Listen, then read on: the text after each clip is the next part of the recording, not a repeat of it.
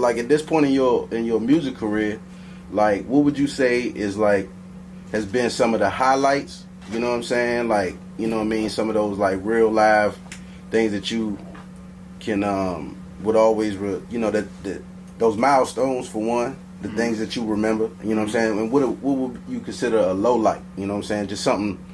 Not even something bad if you don't want to mention something bad, but just like, you know what I'm saying, like something that, right. You mean like something high that's happened like recently? Like or throughout your whole career, like, you know what I'm saying, okay. like a big show or you met somebody or that big feature you ain't expect. Let me see. My first time on the Fillmore. My first time on the Fillmore, that was a good highlight. And one of my favorite shows was a Titan Awards, and I was performing Liddy, and they had me like in between in the show or whatever. Yeah, I was at that show. I remember that. Yeah, I took a picture. When I performed that song, bruh, everybody in that joint was standing up like, who the fuck is that? Like, who is that dude, bro? My folks were telling me like, nah, he needs like an encore. He need to go again or something. They were saying that when I was getting off the stage. But like, that was one of my favorite shows because when I got up there and started doing, when I did my first Big Paper Chases, everybody knew what to do. I ain't even had to explain. And that joint was sold out too. Like, so it was a packed house. And everybody knew what to do. Like, I ain't even had to explain it. First Big Paper Chases, they, hey, I'm like, oh, y'all ready? I ain't bet. Let's go. Let's go crazy. That's history because I just so happened to be there. Like, that was lit. You happened to be at a lot of my shows, man. Hey, man, I support, man. Like, for real. Like, so. Damn, I don't got my funnel. I'm sorry. No, hey, look, that's a DMV thing, man. Like, you know what I'm saying? Like, that's something real, my bad. Oh, shit. Oh, we come out the... yeah, quick draw with the funnel. That's Mr. Smoker shit. Y'all ain't no shit never happened like that in one of you niggas' interviews. I'm telling you that right now. All right. Yeah. So a low light, just like... when I say a low light, literally like something like a slight, like maybe somebody was like, hey man, can I get your autograph? You know what I'm saying? Like, or, you know what I'm saying? Just something that you will remember. Shit, that's high. A low light, somebody getting my autograph, shit, that's a beautiful thing. Somebody hit me like that too. Coming out of the store, they was like, oh shit, that's Big O. Oh shit. I was tripping. I was like, are y'all for real? I thought they was playing with me. And then they was like really trying to get an autograph, get a picture, and all that shit. I was like, oh, that's alright. That's lit. But I would say, I'm gonna talk about some real shit for y'all. A low light, it was when I was just going through some shit. This case I was just going through.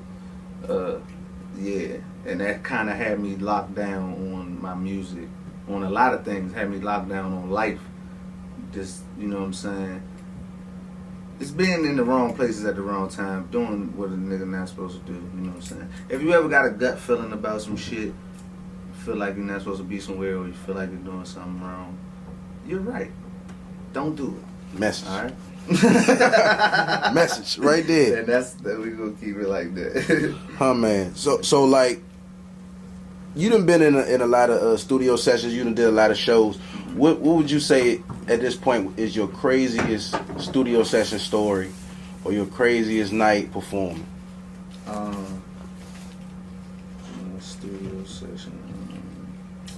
Studio session story. Well, and me and Boone, we went out. We was out LA, doing a session. Who was with us? Trap Visuals. You know Trap Visuals? Nah. Shout out to Trap Visuals though. Shout out to Trap Visuals. For real. He was with us and shit. Shout out to the shooter. And when we got there, like I went in, we got to LA and we chilled at the Airbnb the first night or whatever. Then the second night we went smooth to the second day we went smooth to the studio. And as soon as we got there, like I went like smacking the booth and like started laying a whole song down.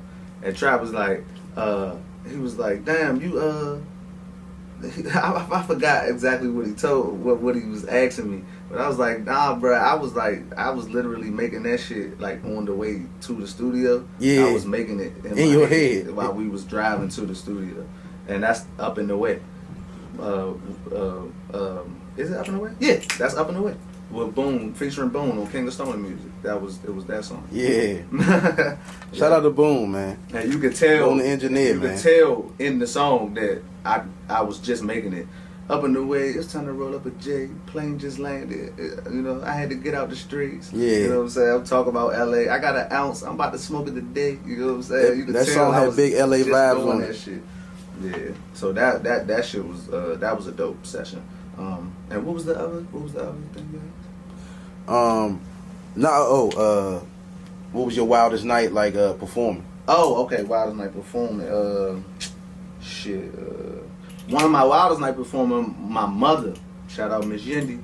She it was like her birthday, and we was at is it the Aqua? Is that on H Street? Or did that used to be on? Yeah, H Street? yeah. Yeah, we was at the Aqua for her birthday performing, and she was doing a song. She was doing one of them Drake jumps, and I don't think she. Well, she just looked over at me and like gave me the eyes, like you trying to do it?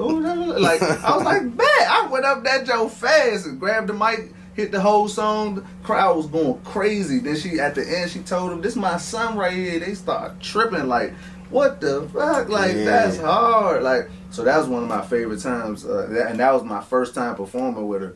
And then we did another show at Shock Bar at Waldorf. And that was hard too. That's lit. We actually did Liddy on that set. That's lit. But that first jump was tight. It was tight because it was random. It was random. And so, all right. So let's get into the music. Like, let's talk about King of Stoner music. Like, let's talk about the title. Why you called it that? Cause like to me, I now look. You know what I'm saying? You stand on that title. You hear me? But you know what I'm saying? Off the break, and I'm gonna give you that title. You know what I'm saying? No. But my original first thought, King of Stoner music, would be Devin the Dude. You know what I'm saying? Okay. And you definitely like give it that vibe. Like you always like come across with that stoner vibe, that cool, that even the player. You know what I'm saying? Like, you know what I mean? For like I said, for the ladies and like, but you know, like, so, but what made you come up with that title? You know what I'm saying? King of Stoner music. You know what I'm saying? Because I feel, you know, when you do history, there was a lot of kings. You know what I'm saying? Yeah. When you look through history, there's a lot of kings. Yeah. So, like you said, Devin the Dude is a king of stoner music. Like, he is a king of, Wiz Khalifa is a king of stoner music. Right. Snoop Dogg is a king of stoner music. It's my time to reign. You know what I'm saying? Mr. Smoke Good is the king of stoner music. You know what I'm saying? It's my time to reign, and it's time for me to get put up in that exclusive bracket with, you know what I'm saying, with the niggas that make the music for us. You know what I'm saying? Because everybody don't really cater to stoners like that. You know what I'm saying? So that Stoner Hall of Fame is real though. On this side, you know what I'm saying, especially in the DMV, ain't nobody, you know what I'm saying, ain't nobody really doing it. Like I've been doing the stoner shit for a minute, you know what I'm saying, and there's nobody else been in my lane for real. Niggas is starting to do it now, and I'm not saying they copying me, but you know what I'm saying, it's more people starting to do it now because of course there's more people smoking. So, but I've been doing this shit for a minute, and you know what I'm saying, I kind of got that sound. Like ain't nobody really fucking with that sound like me on this side. So it's my time to reign. You know, that's all. Yeah. Respect, you hear me? Yes, sir. So respectfully, exactly. So like let's talk. I mean, we talked about the creative process last time. You know what I'm saying? I mean, is it still the same? Like, I mean, are you still going off the like you creating it straight in your head every time you create a track, or are you jotting down anything? Sometimes I might reference it like here. I might reference it like on my home studio, on my laptop, you know what I'm saying, and like do the lines down. I put them down on Logic, like, at home, like just like at a regular studio session, and I do it at home. and then go to Boone and actually like lay the full song down. Yeah. But I get the words together here. But most of the process is still the same. Like I'm still not writing. You know what I'm saying? I'm still collectively getting all the lines in my head and stuff like that. It's just easier for me. It's not an easy process, but you made it look easy. Like I said, when I was in the studio and I watched how you put it together, and you put together Jumpin' Jacks, man, that shit is, and that's a classic song, brother. That's a classic song, man. Joke, man. And a lot of people, it's a lot of people that don't write when they're in the studio, but they just don't do it like that, like how I do it. Yeah. They'll freestyle their lines and then like think of more like how Wayne do it, kind of like it'll kind of be together, but they're like really freestyling, and then when they hearing what they saying, they're like, I bet I got something after that, boom boom boom, I bet I got something. They, you know what I'm saying, they kind of doing it like that. I'm trying to get this whole motherfucker song in my head, right, and then I'm gonna lay that joke down. So are you concentrating on the bars or the vibe? Both. Okay. Because the beat is talking to me. Yeah. If the beat not talking to me, I can't even make the song. You know what I'm saying? I listen to 50 beats before I find 3. Huh, man. Like, respect. That's just how much I love the vibe or whatever. You know what I'm saying? Like and that's how much I know it's important. Like beat selection is very important. You know what I'm saying? And I take pride in knowing that I got, you know, good beat selection. You know what I'm saying? I got a good ear for beats. No question. And because segueing into the lyrics, bro, like, because when you talk about bars, like, I mean, you drop, like, you know how to just drop in these, like, these real low-key ways of making somebody think, you know what I'm saying? Like, in the song Trying to Get Paid, you know what I'm saying? You was like, you know, outside it looks like Desert Storm. You know, I'm just trying to see a million before the purge horn. You know what I'm saying? Like, like you my motherfucking man. Hey, bro, like a bar like that, bro. Like, even would even make you? I mean, break that bar down for if it went over anybody's head. Man, I know it went over a lot of people's head. So when I say outside it look like Desert Storm, it's like people not even understanding the war that's going on us right now, like just as citizens. Right. Like with this quarantine and pandemic shit, it's kind of a control thing. They're working on how they can control, you know what I'm saying, certain situations and control the people, you know what I'm saying, in the certain situations. Right. Biden actually said there's a war on the unvaccinated. Like, he said that out of his mouth, but that's another story. You know what I'm saying? So, ain't nothing wrong with that, bro. Talk about it. So it's a war out here. It's a war, you know what I'm saying? And it's a war like in the streets as well, you know what I'm saying? When you come from where I come from, you know what I'm saying, you see everything that's going on, so we all know what's going on. So I'm saying it's a war out here. It's like Desert Storm. I'm trying to get me some good money so I can take care of my family before they start that bullshit. Because I know that purge, y'all could think that purge shit might be fake or something, but it's gonna be something like it. Further in the future, it ain't nowhere near, but it's gonna be something crazy like it. So I'm just trying to get paid right now, man. I ain't worried about none of the bullshit. I'm not worried about none of the hate, none of the evil things going on. I'm just trying to put out positivity and, you know what I'm saying, just get paid for my family. Cause I mean, like you got songs like Motion, you know what I'm saying, with classic music. You know what I'm saying? Like, I'm talking about the song classic. You feel me? Like, you know what I'm saying? Like, On My Way. Like, I want to talk about On My Way because the song On My Way really sounds like, I don't even want to say use the word commercial. I just want to say that song really sounds like a worldwide song. Yeah. It's real polished. Yeah, like, you know what I'm saying? Like, that sound like I can hear LA, I can hear it in New York, I can hear it anywhere. Yeah, you know what I'm saying? Everybody been in that situation. Everybody been on their way to their little boo or their wife, their husband, whoever. Like, you been on your way before. You know what I'm saying? I'm on my way. But that song, the crazy thing with that song is when I first got that beat, I made a whole different song. It didn't sound nothing like that, and I ain't like it. And I was like, I don't like this, and I scrapped it. And then I sat for a minute, and I came up with that hook, and I was like, this is it. This is what needs to be on this beat. And sometimes that's what you gotta do. Yeah. You know what I'm saying? You can't just run. Yeah. You know what I'm saying? Sometimes you do gotta just like hold. Let me stand still. Think about it. A lot of artists don't do that. Choose my direction. A lot of artists don't do that neither. I tell people all the time, anybody that's thinking about doing music or starting to do it now, like a song is really never done. Like, you know what I'm saying? It could be to your liking, but it's like really never done. You know what I'm saying? So always go over the shit. Always make sure shit is right, exactly to your liking. Like if you don't like the slightest word, you might have said it and wanted to say the, or you know what I'm saying? Right. Whatever. You know what I'm saying? Change that shit. You know, because that shit will blow you when you put that song out. Right.